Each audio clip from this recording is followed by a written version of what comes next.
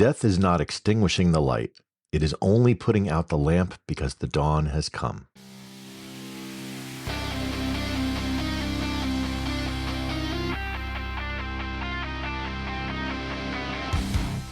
Welcome to the Throttle and Roast podcast. I'm your host, Neil Smearshart. Every year, pundits will say the sky is falling and the motorcycle market is done. Often, the numbers do support that thesis. But is the motorcycle industry in a decline, merely stagnant, or is the makeup changing and manufacturers will need to adapt? We'll look at the numbers of the past year, both in the US and Europe, cover some reasons for the numbers, and my thoughts on what this all means. So it's really important for us to look at this really by the numbers, because this is going to give us some indications of what is actually happening from a fundamental unit sales perspective. So I'm going to start with the American motorcycle market. As of October 2025, the US motorcycle market is down 9.2% from the same period last year. This is looking at year to date. And the first quarter of this year was even worse, down 10.6%, which was the worst since the 2008 financial crisis. So the American market doesn't seem to be doing all that well when it comes down to some of the overall industry statistics, at least from a unit sales perspective. So let's look at the European motorcycle market. Well, the first half of the year saw a 7.8% drop in sales, and the first quarter was even worse with a 16.2% drop versus the prior year's first quarter. Now, by the third quarter, the drop was down to only about 5%, but it's unlikely that the fourth quarter will make up for the rest of the year and see a big boost over the prior year. Now, Italy is still the largest market, and their sales dropped 3.4%. France dropped 16.3%. Germany is down 16.6%. The UK is down 7.3%. One of the few growth stories is in Spain with an 8.1% gain. And this is especially important given that it is the second largest motorcycle market in Europe. Now, new brands like Vosges are up 60.9%. Zontes is up 79.1%, and QJ Motor is up 101.9%. So those do show a growth story, but when you start from a small number, the percentage change will always look impressive. So now that we have the basic numbers out of the way, what are some of the reasons for this? And I'm actually going to invert the order. I'm going to start with Europe first, because I think it's in some ways a little bit of an easier explanation of what is happening. The big thing that we have to look at is this year, 2025, was the first year of the Euro 5 Plus industry standards. And this has been known about for a number of years, but it became effective January 1st, 2025. Now, there is a little bit of an odd quirk in the laws, because what this allowed dealers to do is that they could self-register whatever leftover stock they had that had not been registered prior to January 1st, 2025. And this allowed them to still continue to be sold after 2025, albeit as a technically used model. Europe has a benefit in that motorcycling tends to be more commonly used for transportation than here in the US. And this generally helps to stabilize sales, and we may be seeing much more of a transitory dip from the regulation and self-registration aspect. Now, in the US, we have a little bit of a different story. I'm going to touch on some things that are, some people may think of are a little bit political, but that's the world that we live in. We have to sort of look at the reality. The first one we have to start with is the pink elephant in the room, which is tariffs. Tariffs, or the threat of them, likely have kept many at home or moved sales to earlier in the year where people would buy the bikes hoping to get them before the tariffs would take effect. And these broader economic concerns have likely also tampered a discretionary purchase like a motorcycle. Unlike in Europe, where more motorcycles are used for basic transportation, here in the United States, we tend to be a little bit more of a leisure focus. And so the purchase of a motorcycle tends to be thought of as discretionary. We don't need to do it, so people will hold off if they're not really feeling in a very strong economic position. The other thing that is playing a bit of a role into this is that interest rates have stayed higher than recent history, making buying on credit much more expensive.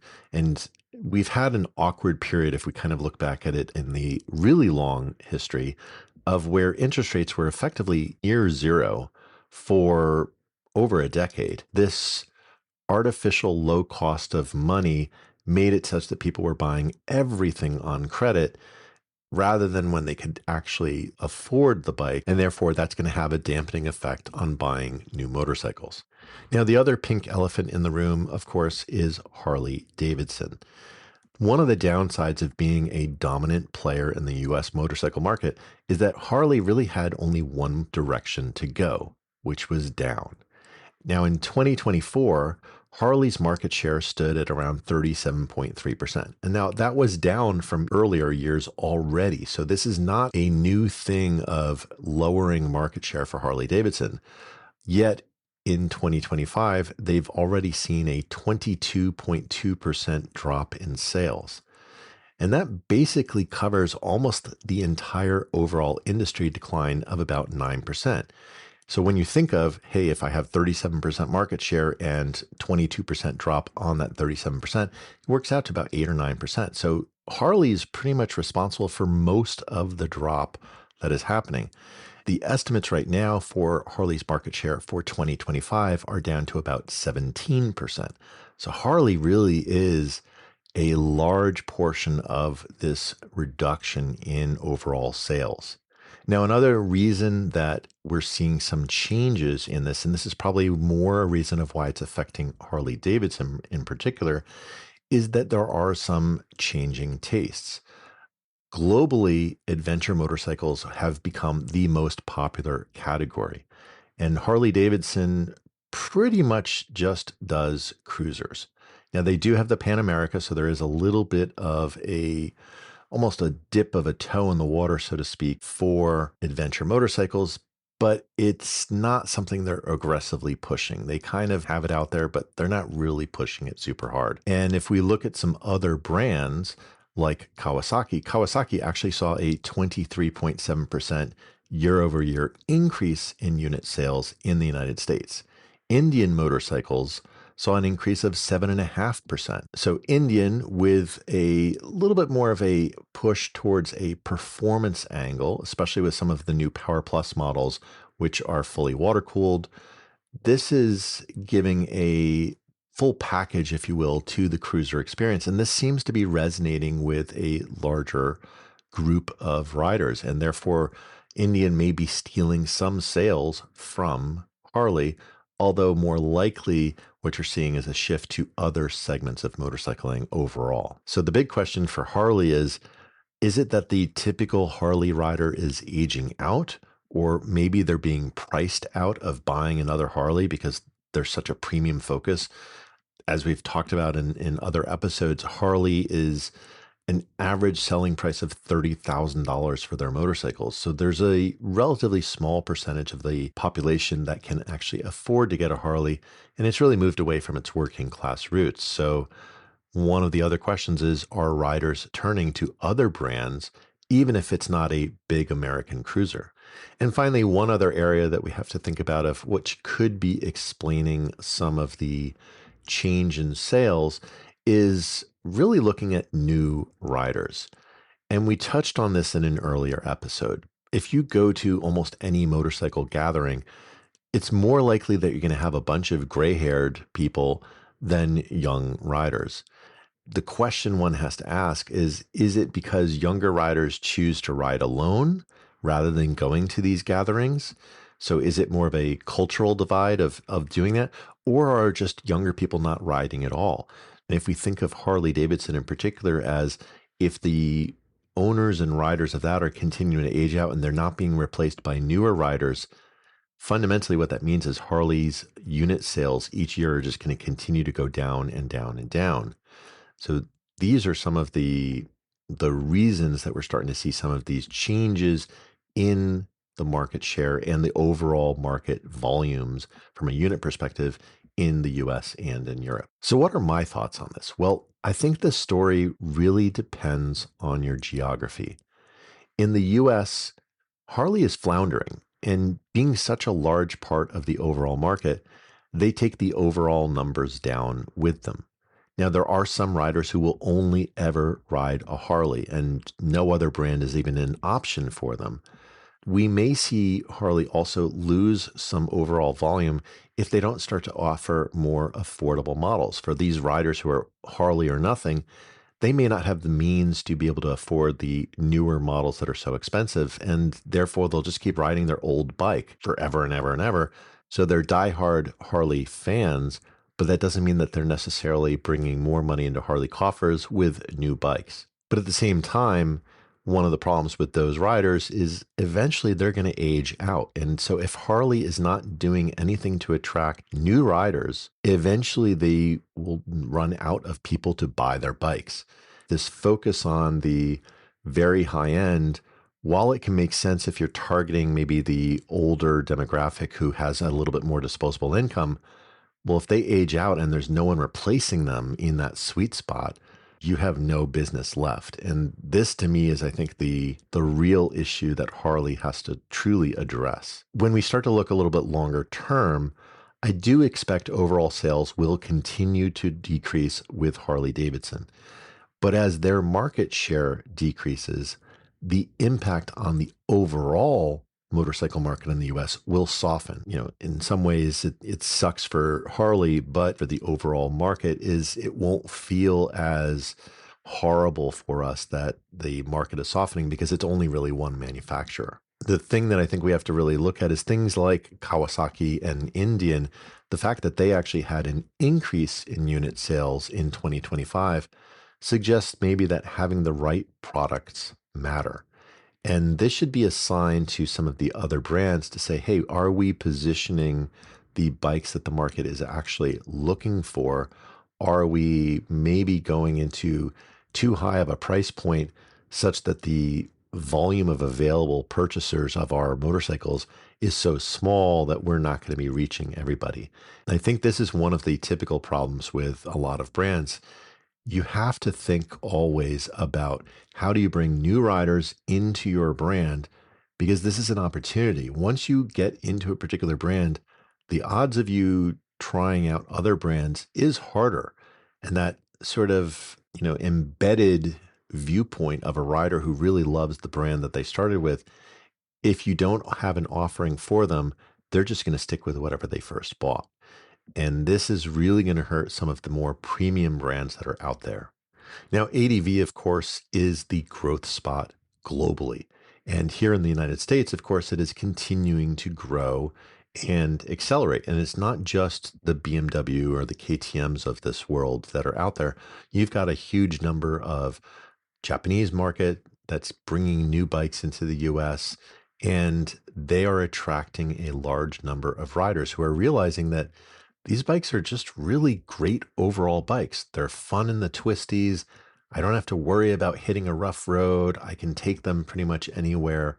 And if I do want to get onto some actual dirt, yeah, they're perfect for it. So people are realizing the every use that you can take advantage of these bikes, and that's bringing more and more people into the fold with those bikes. Now, Harley does have the Pan America, but the problem is that it's not necessarily appealing to their traditional buyers, and they're not really converting other brands' riders over to them. I think in many ways, Harley's just not even really focusing on marketing the Pan America in any sort of meaningful way. The most recent thing I saw of it was, oh, they had a CVO. So again, they're trying to go that up market. And that's great. But is that really the thing that's going to bring more people in? Like, are you truly going to get someone who was a BMW 1200 or 1250 GS rider to suddenly say, hey, I'm going to leave BMW and go to Harley Davidson with the Pan America because now they have a CVO? I don't think that that's really a likely situation. Harley does have to figure out how to deal with the fact that the traditional cruiser buyer is maybe not as prevalent as it once was, and think of either A, they're going to continue to produce those bikes, get them into a more affordable price point, or figure out how to make some other segments of motorcycling available and make them appealing to other brands' riders. The other big thing in the US is some of these broader economic factors. One of the things that's really frustrating for both people who are looking to buy something as well as for the manufacturers is we've had, quite honestly, a little bit of this tariff flip flop. The tariffs are announced, they're insanely high, people get really freaked out about it, and then, oh, yeah, yeah, we're going to bring those back. So, like, this flip flop back and forth is not really helping the situation, and it's creating some pause in terms of riders. So if I go and buy a bike right now and it has a 25% tariff, but then hey, in 3 weeks' time it might be down to a 10% tariff, which am I going to do? Am I going to wait or am I going to buy it then? This is part of the problem is all it's going to do with the uncertainty is cause people to say, you know what, I'm not doing anything right now. And that is a big part, I think, of what's happening into the market. Now, the second thing is that, we have to look at the other economic factors that play in. For example, just recently, there were 30,000 people were going to be laid off from Amazon was announced. The fact that they're doing it, yes, some people, yes, they will blame AI to a certain extent and say, hey, we're getting all these efficiencies from it. And I think this is what a lot of corporations are saying right now. AI has some potential for it, but it also has some downsides to it. Sort of more of a way of them admitting or trying to create a justification for the massive investment into AI is to sort of suggest that they're able to reduce some of these other expenses because of it, makes them look good to a stock market perspective. But I think there's another trend that might be part of this, which is it may be that we are already in a recession or nearly in a recession. And this is also going to have an impact onto the buying public of whether they are comfortable spending their money onto a motorcycle, which may actually end up being a sort of discretionary purchase because we mostly use them for leisure here in the United States. Now, one potential bright spot for us, and this might be something that starts to turn this around a little bit, is recently the Fed dropped interest rates by another quarter point. And this could help with loan payments and could start to stem a little bit of the increased unemployment that we're seeing. But my hunch is that it's going to probably get worse before it gets better. And we're coming into the winter season. This is not when a lot of people are going to be buying motorcycles anyway. The timing is such that it's great for now to have that, but we have to see what's going to happen in 3 to 6 months' time when we get past the winter and people start thinking about buying and riding again as the winter passes. Now, if we switch to Europe, I think it's a little bit of a different story. Europe, if we look at the unit sales over the past 5 years, they've just had continued year over year growth. It's just been a really phenomenal story in Europe of just continuing to have more and more bikes sold each year. Now, Euro 5 likely had a major impact on the change in 2025 versus 2024. But what that probably means is that we got a larger number of sales that were credited as 2024 by these self registrations, for example, than we would have otherwise. And therefore, it made 2024 look arbitrarily higher than it would have otherwise. And therefore, the drop in 2025 is looking bad in comparison. But if we kind of normalize out over those several years, it's probably not as big of a deal. So I'm less worried, quite honestly, about Europe of the slowdown in overall sales, because realistically, Europe is still a major market. In fact, if you look at most new motorcycles produced today, oftentimes they are built to European standards. So they're following, for example, Euro 5 plus is what manufacturers are producing their bikes for. And then what we get in the US just happens to match that because they're not going to make a special version for us here in the States. So Europe really is, in many ways, a lot of the driving force for a lot of these bikes. Now, Asia, of course, is its own story. There's far more bikes sold in Asia, but they will oftentimes tend to be more in the smaller capacity range. But if we think of more of that, even though it seems bizarre that mid-size bikes are 800 cc's when in the 70s that was a huge bike, but here's where we are. That's the real truth of it. And Europe has a better mix of leisure to transportation. Doesn't mean motorcyclists in Europe don't ride for fun. They absolutely do. But you're more likely to find riders who ride even just as their basic transportation than you will in the United States. And this means that motorcycles will tend to be less cyclic. than they are in the US market. For example, as the US economy slows down, people are going to decide, I'm not going to buy that discretionary product like a motorcycle. Whereas in Europe, yeah, they still need to have a vehicle that will get them to and from work or errands or whatever. So there's a little bit more stability inherent in the European market, at least when it comes to motorcycles. Now, I expect in Europe next year, there'll be a little bit of a better story as there's not going to be any new emissions changes. And we can actually then fully compare a full year of Euro 5 plus, and then start to see like what is the first quarter show of 2026 versus 2025. And I think what we'll see is less of that dropping continuing on. It may be flat, if the economy slows down, but I think we won't be quite as frightened as we may appear looking at the raw numbers in Europe. So we covered some of the overall market numbers, both in the US and in Europe, and both geographies are down about 8 to 10%. We also looked a bit deeper into those numbers and found that Europe had had the Euro 5 plus impact, which could have caused that bump in 2024 sales, making 2025 look worse. But it's because 2024 was just artificially increased. Meanwhile, in the US, Harley is dragging the overall industry down. And then finally, I shared some thoughts considering all of the factors and how the US economy is likely another big factor in why unit sales in the US are where they are. So, my question for you this week is: have you bought a new bike in 2025? And why or why not? Share your thoughts through the text to show link in the show notes or leave a voicemail at throttleandroast.com/voicemail. Thanks for listening. I'll talk to you next week. Hey, if you enjoyed this episode, please tell a friend about the show. You can often share an episode directly from your podcast app, or you can direct them to throttleandroast.com. Word of mouth is the best way for us to grow and find new listeners, so I really appreciate your help.